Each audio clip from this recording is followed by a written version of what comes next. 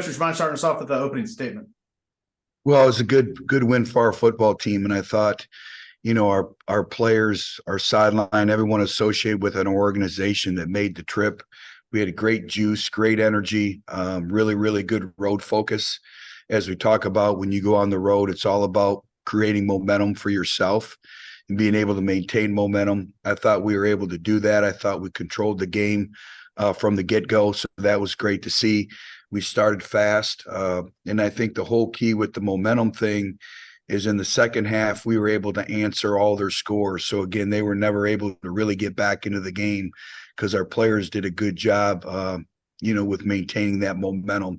In terms of our team, we just need to keep building, improving. We need to continue to stack good days on top of each other. We still have a long ways to go. We're still in the infant stages of building this thing, what we want it to be and what we want it to look like, but we're making significant progress. But, we live in a week-to-week season, and I think everyone in our league knows what it is to go play at Troy and also the type of football program and football team that they have. I have a tremendous amount of respect for their head coach and for their football program. So it's going to be an extreme challenge for us, to say the least. But again, I was really proud of the way our players competed. We were able to score effectively, answer calls, all the things that go into playing on the road and learning how to play winning football on the road. I thought we were able to accomplish that. Thank you, Coach. We'll start off with Luke. Luke, please go ahead. Hey, Coach. I know earlier in your time at Arkansas State, when things weren't going as good as they're going right now, you always talked about the things that need to be done. One big thing you always talked about was complementary football. And we've seen that in these last 3 weeks with the 3 wins. We've seen a lot of complementary football. Where do you feel like you're at in that regard right now? Where do you feel like you need to continue building at? And ultimately, what do you need to do to get accomplished this week other than a win over Troy before going into the bye week?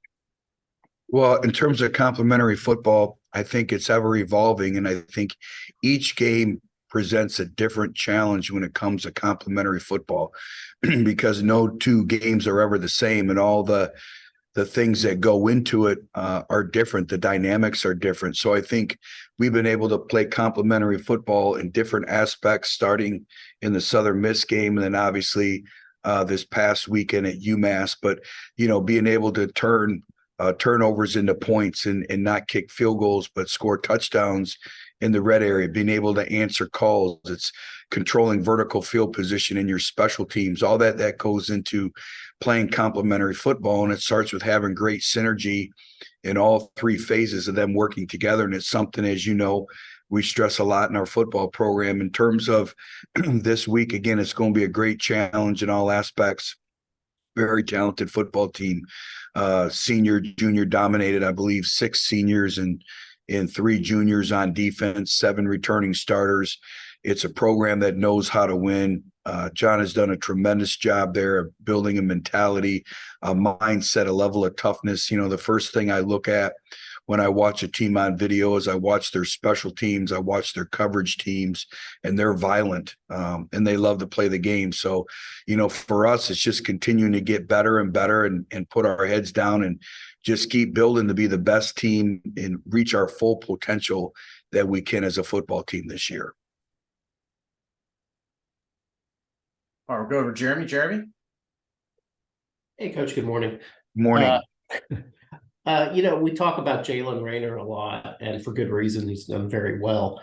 But over this 3-game stretch with all the points scored and the wins, who else can we give credit to turning the team around? At least, who do you think in the clubhouse is responsible for that? Well, I think it's been a collective effort. And, we talked about is playing winning football at the quarterback position a lot of times is a byproduct of the other 10 individuals around them. But I think it starts up front. It's a line of scrimmage league. I think we've been able to be balanced, which has really helped with, our play passes, our RPOs, our naked game, our keeper game, and then being able to effectively run the football. So I think it's really been, a group effort. We always talk about being 11 for 11 in terms of execution. in the details and the discipline to execute over a long period of time. And I think we've been able to do that offensively.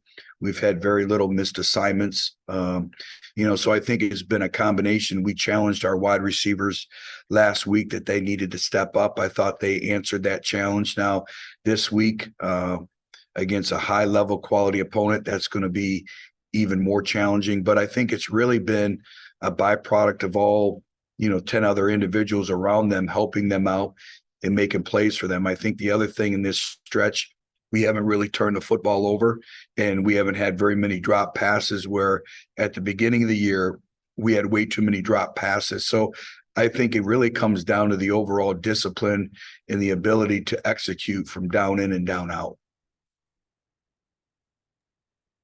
All right, we'll go over to Logan. Logan? Hey, Coach. This may be long-winded. I'm sorry, but you talked about the receivers and you talked about just them stepping up. But the explosive plays is something I really want to focus on, because going back to last season, James Blackman had, I believe, 14 deep completions. This season, Jalen's already up to 10.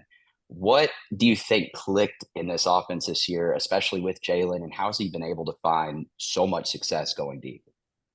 Well, I think it goes back to Jeremy's question earlier in terms of, first of all, we're able to have some stability in the pocket. Our offensive line has done a good job of letting Jalen be able to really go through his progressions, exhaust his progressions, go through with his eye discipline. And then to Jalen's credit, he throws a catchable football. He throws a softball. So, he's been extremely accurate so far with the deep ball. So I think, the receivers running the proper routes, the depths, all that goes into it. So again, I think it's, Jalen's doing his part in terms of getting set up, his mechanics, going through his progressions, the ability to exhaust a progression, knowing when not to force the ball and get the ball down to your second or your third read. I think that's helped. I think his ability to extend plays with his legs, a couple times where we have a deep shot called down the field and he's able to extend the play, I think that helps as well. But also, again, it's a byproduct of the other individuals around them, whether it's the tight ends, the running backs, the receivers. You look the way we started the Southern Miss game in the first play of the second half, that was all Jaquez Cross. Jaquez Cross did a great job. They brought some internal pressure. He was able to pick it up, and Jalen was able to set his feet and throw the ball to Courtney. So there's a lot of things I think that goes into it. I just think we're executing at a higher level right now. All right, thank you. And thank you, Coach. Do appreciate your time today. Have a great week. You as well. All right, stand by.